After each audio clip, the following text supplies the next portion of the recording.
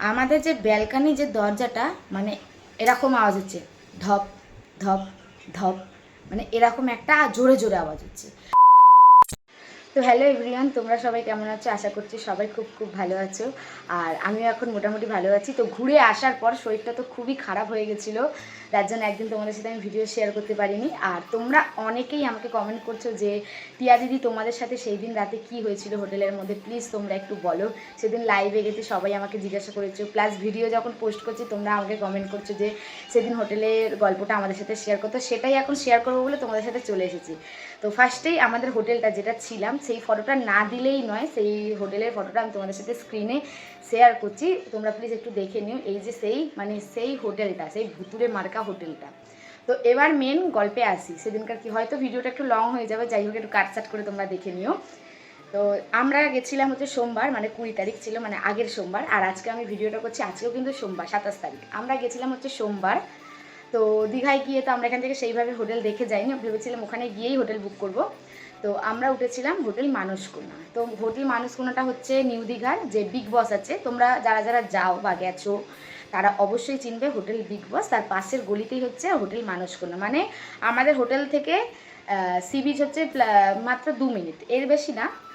তো উঠেছিলাম আমরা হোটেল মানসকন্যা নাম হোটেলটা, তোমাদের সাথে তো ফটো শেয়ার করে দিয়েছি অলরেডি। তো সেই দিনকার মানে আমরা 4টে রুম নিয়েছিলাম, যেহেতু আমরা 4টে ফ্যামিলি গেছিলাম, মানে আমার মাসির মেয়েরা, আমরা আর গেছিলাম হচ্ছে বিল্লুর মারা, আর একটা দাদা ভাই আমাদের সাথে গিয়েছিলাম। তো আমরা টোটাল 4টে রুম নিয়েছিলাম ফার্স্ট ফ্লোরে। তো সেই রুমগুলো হচ্ছে 101, 102, 103 আর 104। মানে আমরা যখন গেছিলাম সেই হোটেলে কোনো লোকজন ছিল না। মানে আমরা যে হোটেলটায় উঠেছিলাম যখন, সেই হোটেলে কিন্তু আমরা যে ফ্লোরটায় ছিলাম, মানে ফার্স্ট ফ্লোর, সেই ফ্লোরে কিন্তু কোনো রকম কোনো লোক ছিল না। শুধু আমরাই যে 4টে ফ্যামিলি গেছিলাম, সেই 4টে ফ্যামিলি 4টে ঘর নিয়েছিলাম। তো 105 আর 106 তখন কিন্তু পুরোপুরি খালি ছিল। আর হোটেলটাতে মানে প্রায় 4 থেকে 500টা রুম। তোমরা যারা যারা ওই হোটেলটায় উঠেছো বা ভিজিট করেছো, হোটেলের 4 থেকে 500টা কিন্তু রুম অলরেডি রয়েছে। তো সেই 4 থেকে 500টা রুমের মধ্যে কিন্তু আমরাই মানে ফার্স্ট ফ্লোরে আমরাই 4টে রুম নিয়েছিলাম। তো বলতে গিয়ে একটু তুদলে যাচ্ছি, তোমরা একটু ম্যানেজ করে নিও। তো প্রথম দিন রাত, মানে আমাদের সোমবার দিন রাত আমাদের ভালোই কেটেছে, যেহেতু আমরা ছিলাম 101-এ, মানে আমি ছিলাম 101-এ, 102-এ ছিল হচ্ছে আমার মাসির মেয়েরা, মানে পূজা যাকে বলছিলাম মাসির মেয়েরা। আর 103 নাম্বার রুমে ছিল যে দাদাটা সিঙ্গেল গেছিলো ওই দাদাটা। আর 104 নাম্বার রুমে ছিল হচ্ছে বিল্লুর মাকে তো তোমরা সবাই চেনো, আশা করি ক্যামেরা মানে ভিডিওতে আমার সাথে দেখে নিয়েছো। বিল্লুরা ছিল হচ্ছে 104 নাম্বার রুমেতে, মানে 105 আর 104 তখন কিন্তু খালি ছিল। প্রথম দিন রাত সবারই ভালো কেটেছে। তো পরের দিন মানে মঙ্গলবার দিন, আমার 21 তারিখের কথা বলছি, মঙ্গলবার দিন রাতের বেলা নাকি বিল্লুদের পাশের রুমে, মানে 105 নাম্বার রুম যেটা খালি ছিল, সেই বিল্লুদের 105 নাম্বার রুমে পাশের ঘরে, সেই রুম থেকে নাকি কান্নার আওয়াজ, মানে একটা গোঙানির শব্দ হয় না, করে একটা গোঙানির শব্দ হয়, সেই গোঙানির শব্দটা হচ্ছিল। তো পরের দিন আমাদেরকে তারা বলে, আমরা তো ক্যাজুয়ালি নিয়ে নিয়েছি যে ধুর এরকম কোনো হয় নাকি, যেহেতু আমরা অনেকবার দীঘায় গেছি, এটা নিয়ে 6বার আমার যাওয়া, তো সেরকম কিছু আমাদের এক্সপিরিয়েন্স হয়নি যেটা এইবারে হয়েছে। তো ফার্স্ট দিন ভালোই কেটেছে, সেকেন্ড দিন রাত্রেবেলা নাকি ওরা এই আওয়াজটা পেয়েছে। আমরা তো ক্যাজুয়ালি নিয়ে নিয়েছি ব্যাপারটা, হ্যাঁ হতেই পারে না, আমরা এই আর কি চারটা, মানে আমরা কথাটা ধরিই নি। তো সেদিনটাও ভালো কাটলো, মঙ্গলবার দিনটা। বুধবার দিন সারাদিন ভালো কাটলো। এবার আমরা যেহেতু বুধবার রাত্রিটা থেকে বৃহস্পতিবার সকালে বেরিয়ে যাব সবাই, তো সেই জন্য ভেবেছিলাম যে বুধবার দিন রাত্রেবেলা সবাই একটু পার্টি সার্টি হয়েছে, মানে ভালো রকমেরই পার্টি হয়েছে আর কি ওখানে। ছেলেরা ভালো রকমেরই পার্টি করেছে, যেহেতু 4-5টা ছেলে গেছে আমাদের সাথে, সবাই ভালো মতো করে পার্টি করেছে। সবাই একদম মানে পার্টি করে একদম ছেড়েই দাও। এখানে কিন্তু কেউ কিন্তু নেগেটিভ কমেন্ট করতে এসো না প্লিজ, কারণ ঘুরতে গেছে সবাই, খাওয়া দাওয়া করবে, এটা স্বাভাবিক ব্যাপার। এবার হ্যাঁ অনেকে আসবে, বাবা তোমরা তো বড় মুখ করে বলো যে তোমরা খাও না, এই করো না, আমরা না, শুধু ছেলেদের কথাই বলেছি। সবাই পার্টি সার্টি করে সবাই যে যার রুমে শুয়ে পড়েছে। বুধবার দিন রাতের কথা বলছি আমরা কিন্তু। তো সেই দিন রাত্রেবেলা মানে ঠিক ঘুরতে ঠিক 1:30 বাজে, ঠিক 1:35 বা 1:30 এরকম বাজে, এর মধ্যেকার ঘটনাটা বলছি আমি। সেই 1:35 থেকে মানে 1:30 থেকে 1:35-এর মধ্যে, মানে ছেলেরা সবাই 12:30 1টার মধ্যে আমরা খেয়ে দিয়ে শুয়ে পড়েছি। তো ছেলেরাও খেয়ে দিয়ে পুরো ট্যাল হয়েছিল, ছেড়েই দাও কথা বললামই ফার্স্ট, এখানে কিন্তু কেউ নেগেটিভ কমেন্ট করবে না প্লিজ। তো সবাই ছেলেরা খেয়ে দিয়ে ট্যাল হয়েছিল, তো আমরা মেয়েরাই একমাত্র সুস্থ মাথায় ছিলাম। তো সবাই ছেলেরা শুয়ে পড়েছে। আর সেই দিন রাতে কিন্তু মানে আমাদের যে 101 রুমে যে আমি ছিলাম, আমরা কিন্তু সেই দিন সেই রুমের মধ্যে ছিলাম না, আমরা ছিলাম হচ্ছে আমাদের দিদির রুম, যেটা হচ্ছে 102। 101 নাম্বার রুমটা কিন্তু পুরো ফাঁকা ছিল, যেটা আমরা ছিলাম দুদিন ধরে, সেই রুমটায় আমরা কেউ কিন্তু ছিলাম না। তো যথারীতি সবাই খেয়ে দিয়ে আমরা শুয়ে পড়েছি। তো শুয়ে পড়ার পর 1:30 থেকে 1:35 নাগাদ আমাদের ঘরেতে 3বার কলিং বেল বাজে। তো আমরা ভেবেছিলাম পাশে মানে 103 নম্বর রুমে যে দাদাটা ছিল, যেটা সিঙ্গেল তোমাদেরকে আগেই বললাম, সেই সিঙ্গেল রুমে ভেবেছিলাম হয়তো সে দাদাটা আমাদের এসে হয়তো ভয় দেখাচ্ছে বা কোনো কিছু। তো আমরা ফার্স্টে এটাই ভেবেছিলাম, আমরা ফার্স্টে এই আর কি ঠাট্টা মারছি। 3বার কলিং বেল বেজে, তারপর কলিং বেল বেজে বন্ধ হয়ে গেছে। তারপরে মানে তার কিছুক্ষণ পরে দাদাভাইটা আমাদের ফোন করেছে, দাদাটা পাশের ঘর থেকে আমাদের ফোন, হ্যাঁ তোমরা আমাকে আমাদের ঘরে এসে কলিং বেল বাজাচ্ছ, এই করছো। আমি যে কে তোমাদের ঘরে গিয়ে কলিং বেল বাজাচ্ছে? এখন রাত্রি 1টা 2টো পৌনে 2টো বাজতে যে আমাদের কি খেয়ে দিয়ে কাজ 3টে মেয়ে আমরা বেরিয়ে কলিং বেল বাজাবো? আমরা এটাই বলেছি। তারপরে আবার আমাদের রুমে আমরা শুয়ে পড়েছি, মানে আবার আমাদের রুমে কিন্তু কলিং বেল বাজে 3বারই, আর কলিং বেলটা বাজছে কিন্তু 3বারই। তো আমরা তো তখন যথারীতি ভয় পেয়ে গেছি যে বাবা ছেলেগুলোকে ডাকছি, ছেলেগুলো উঠছে না, মানে বললাম আমি ফার্স্টে, ওরা পুরো খেয়ে তেল। তো ফার্স্টে আমরা ছেলেগুলোকে ডাকছি, ওরাও উঠছে না। বিল্লুর মায়ের ঘরেতে ও মানে আমার জামাইবাবু, ওটা তো আমার দিদি হয়, জামাইবাবু, ও তো বাচ্চা নিয়ে শুয়ে আছে, আর বিল্লু তো অনেকই ছোটো, তোমরা দেখেইছো ক্যামেরাতে। তো বিল্লুদের ঘরে বিল্লুর বাবাও আমাদের কাছে আসতে পারছে না, আমরা ফোন করে যাচ্ছি কন্টিনিউ। তো সেই দাদাটা মানে আমাদের পাশের রুমে যে দাদাটা ছিল, যেটা আমাদেরকে ফোন করেছিল যে তোমরা আমাদের রুমে এসে কলিং বেল বাজাচ্ছে, হ্যানা করছো ত্যানা করছো, সেই দাদাটা একা সাহস করে নিচে গেছে, মানে যেখানে রিসেপশান ছিল আমাদের, রিসেপশানে গেছে। সেখানে কন্টিনিউ টানা 10 মিনিট দাঁড়িয়ে থেকে লোক ডাকছে, কোনো একটা লোক নেই। কিন্তু আমরা যখন হোটেলটা নিয়েছিলাম, হোটেলটা নেওয়ার সময় আমাদেরকে বলা হয়েছিল যে 24 ঘন্টা লোক থাকে হোটেলের মধ্যে, এমনকি রাতেও সিকিউরিটি গার্ড থাকে। তো ও গেছে, 10 মিনিট টানা দাঁড়িয়েছিল, যাওয়া আসা করছে। সবার ঘরে প্রতিটা রুমে একটা করে ফোন আছে, সেই ফোনটা যখন আমরা কানেক্ট করছি কানেক্ট হচ্ছে না কোনো রকমভাবেই। কিন্তু প্রথম দিন দ্বিতীয় দিন কিন্তু কানেক্ট হয়েছে, তৃতীয় দিন কিন্তু আর কানেক্ট হচ্ছে না ফোনটা, সেই রাত্রেবেলার কথা বলছি। তারপরের ঘটনা তো আরেকটু ইন্টারেস্টিং। তো সেটা হলো ও ঘরে এসে আমাদেরকে কন্টিনিউ ফোন করছে, সেও ভয় পেয়ে গেছে। একটা ছেলে মানুষ ভয় পাওয়া মানে বুঝতে পারছো তো যে কী অবস্থা হয়েছে আমাদের শুধু। তো সেই দাদাভাই আমাদেরকে কন্টিনিউ ফোনে।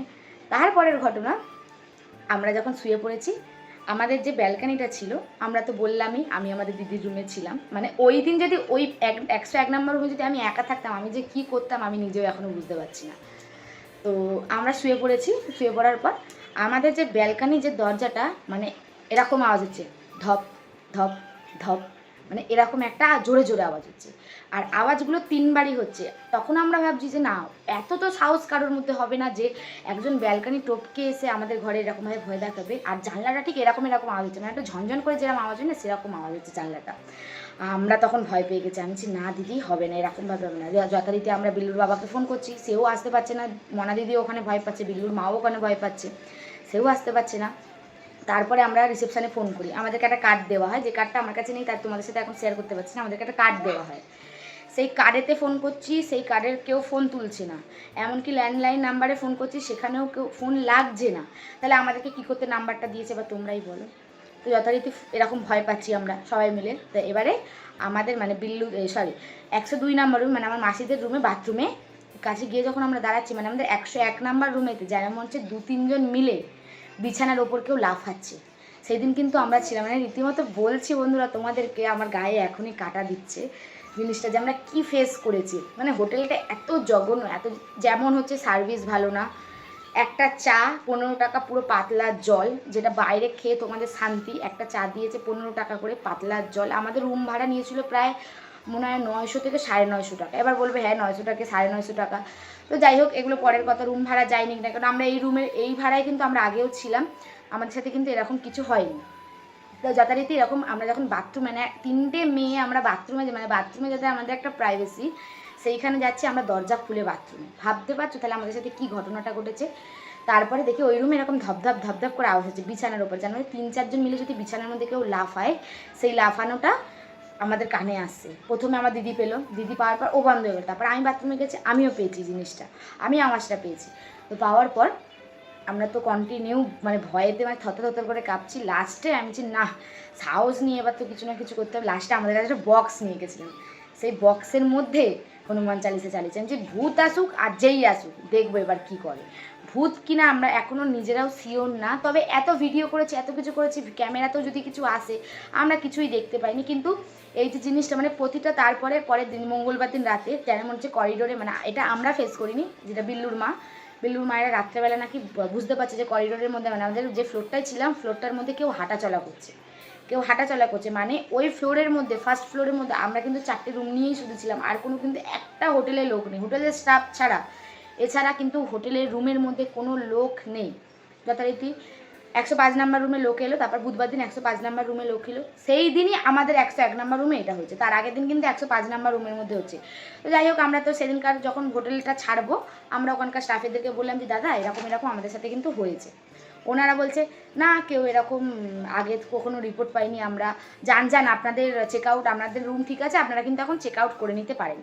এই কথাটা যখন বলেছে আমরা তখন নিঘাত আমরা শিওর যে তার মানে হোটেলের মধ্যে কিছু রয়েছে। তো আমরা বাসে উঠি। তারপরে বাসে ওঠার পর যখন হোটেলের রিভিউটা আমরা চেক করছি, আমরা ঢোকার সময় কিন্তু আমরা অনেক হোটেল ঘুরেছি, যেরকম হোটেল মেরিনা, তারপর হোটেল ময়ূরাক্ষী, তারপর হোটেল অনন্যা, অনেকগুলো হোটেল ঘুরেছি। ঘোরার পর ওই হোটেলেই কিন্তু আমরা রুম অ্যাভেলেবেল পেয়েছি, যেটাতে কিন্তু কোনো লোক ছিল না। 4 থেকে 500টা রুম হোটেলটার মধ্যে। তোমরা নিশ্চয়ই ক্যামেরাতে একটু ভালো করে দেখো, যেগুলো আমি ভিডিও বানিয়েছি, হোটেলটা কতটা বড় আর কতটা পুরনো। 4 থেকে 500টা রুম হোটেলটার মধ্যে। তো সেই দিনই বাসে ওঠার পর আমরা যখন হোটেলের রিভিউটা চেক করছি, একজন ওখানে কমেন্ট করেছে, তো তোমরা দেখতে পারো গুগলে গিয়ে হোটেল মানসকন্যা ইন নিউ দীঘা, একটাই হোটেল আসবে, একটাই আসবে। ওই একটা হোটেলের মধ্যে রিভিউটা আমিও কিন্তু আমাদের সাথে যেগুলো হয়েছে আমিও কিন্তু সেই রিভিউটা ওখানে লিখেছি।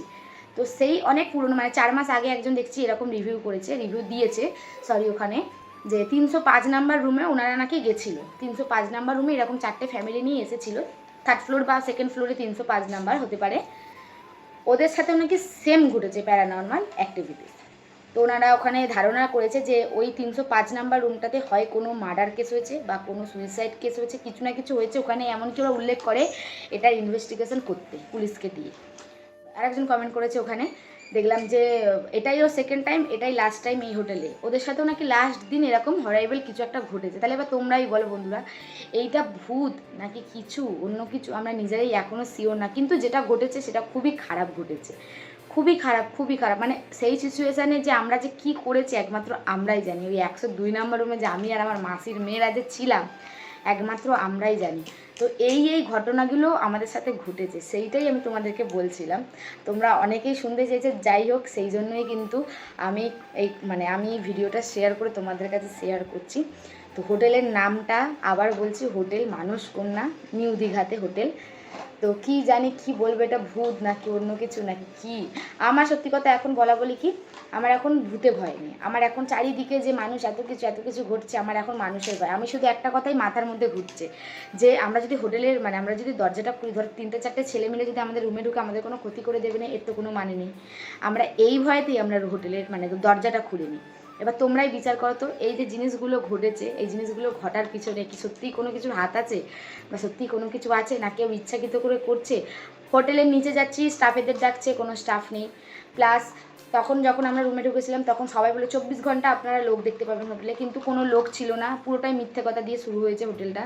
এত বাজে এক্সপিরিয়েন্স। তোমরাই এবার বিচার করো যেটার মধ্যে কী ছিল, কোনো নেগেটিভ এনার্জি ছিল নাকি অন্য কিছু ছিল, তোমরাই এবার কমেন্ট করো, তোমরাই এবার বলো। যাই হোক, তোমরা যারা দীঘা যাচ্ছ, দীঘা কেন যে কোনো জায়গায় যাও না কেন, আগে হোটেল ভালো করে চেক করবে, আগে হোটেলের রিভিউটা ভালো করে চেক করবে, তারপরেই কিন্তু হোটেলে ঢুকো। কারণ আমাদের সাথে যেটা হয়েছে খুবই খারাপ হয়েছে, খুবই খারাপ।